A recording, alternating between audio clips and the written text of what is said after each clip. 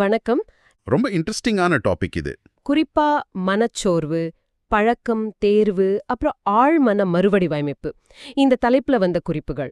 ம் இது a cure for depression. இப்போ நம்ம நோக்கம் என்னன்னா, மனச்சோர்வ ஒரு நோய் மாதிரி மட்டும் பார்க்காம, அது எப்படி ஒரு செயல்முறையா, ஒரு பழக்கமா இருக்கலாம்னு புரிஞ்சுக்க முயற்சி பண்றதுதான். ஆமா, அந்த கோணம் ரொம்ப முக்கியம். வாங்க, அது கொஞ்சம் ஆழமா பார்க்கலாம். மனசோர்வுக்குன்னு அப்படி மந்திரமா வேலை செய்யற மாத்திரை எதுவும் இல்லைங்கிறது தான். கரெக்ட். தீர்வு வெளியே இருந்து வராது, உள்ள இருந்து தான் வரணும்னு சொல்ற மாதிரி. ஆமா, இதுதான் முதல் புள்ளி. சரி, அப்போ மனச்சோர்வை எப்படி புரிஞ்சுக்கிறது? நாம நினைக்கிற மாதிரி சளி காய்ச்சல் மாதிரி திடீர்னு வர வியாதி இல்லையா இது? ஆமா, அது ஒரு பெரிய தப்பான புரிதல் நிறைய பேர்கிட்ட இருக்கு.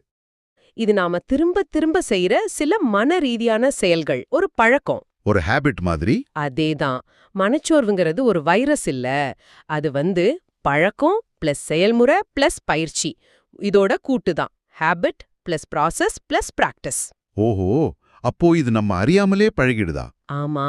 இப்ப பாருங்க, பல் தேய்க்கிறது சின்ன வயசுல அப்பா அம்மா சொல்லி கொடுத்திருப்பாங்க. இப்ப அது தானா நடக்குது இல்லையா? ஷூலேஸ் கட்டுறது மாதிரி. அதே மாதிரிதான். அதே மாதிரி இந்த மனச்சோர்வான எண்ணங்கள், உணர்வுகள் கூட ஒரு ஆட்டோமேட்டிக் மனப்பழக்கமா மாறிட முடியும். இந்த பார்வை ஏன் முக்கியம்னா, இது பிரச்சனையை சரி பண்ற பொறுப்பை மறுபடியும் உங்ககிட்டயே கொடுக்குது. ஆமா. இது தப்பு சொல்றதுக்காக இல்ல, ஆனா இந்த மனநிலை எப்படி உருவாகுது, எப்படி நமக்கு தெரியாமலே பழகி போகுதுன்னு புரிஞ்சிக்க உதவுது. சரி சரி. நம்ம ஆழ்மனசு பழக்கங்களை அப்படிதான் உருவாக்குது. இப்போ டைப் பண்ண கத்துக்கும் போது முதல்ல கஷ்டமா இருக்கும். ஆமா, ஒவ்வொரு எழுத்தா பார்த்து பார்த்து அடிப்போம். ஆனா திரும்ப திரும்ப பண்றப்போ யோசிக்காமலே கை போகும் இல்லையா? கரெக்ட். அதே மாதிரி தான் இந்த மனச்சோர்வான சிந்தனை முறைகளும் உணர்வு நீதியான எதிர்வினைகளும் திரும்ப திரும்ப நடக்கும்போது அது நம்மளோட இயல்பா ஒரு ஆட்டோமேட்டிக் செயல்பாடா மாறிடுது. அடா ஆமா, நமக்கே தெரியாம நடக்குது. ஆமா, ஒரு கவனிக்கப்படாத தேர்ச்சி நிலை மாதிரி. சரி, மனசோர்வுங்கிறது ஒரு தேர்வு, ஒரு சாய்ஸ்னு சொல்றாங்க. இதுதான் கொஞ்சம் ட்ரிக்கியான பாயிண்ட். ஆனா முக்கியமா என்ன சொல்றாங்கன்னா, அது அப்படி நம்ம உணர்றதில்ல. நம்ம வேணும்னே கஷ்டப்பட முடிவெடுக்கல. ஆமா, அது ரொம்ப முக்கியம். யாரும் வேணும்னே இதை தேர்ந்தெடுக்கிறது இல்ல.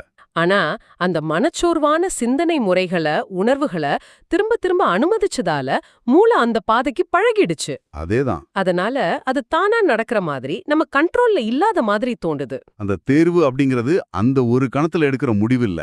அது பல தடவை திரும்ப திரும்ப செஞ்ச சின்ன சின்ன கவனிக்கப்படாத தேர்வுகளோட விளைவு. ஓஹோ. ஒரு சமயம் நெகட்டிவா யோசிக்கிறது, அடுத்த முறையும் அதே மாதிரி பண்றது, இப்படி போக போக அது ஒரு பழக்கமான பாதையா மாறிடுது. இத ஒரு ஃபார்முலா மாதிரி கூட கொடுத்திருக்காங்க. தேர்வு இஸ் ஈக்குவல் டு விழிப்புணர்வு இன்டு திரும்பச் செய்தல். Choice is equal to awareness into repetition.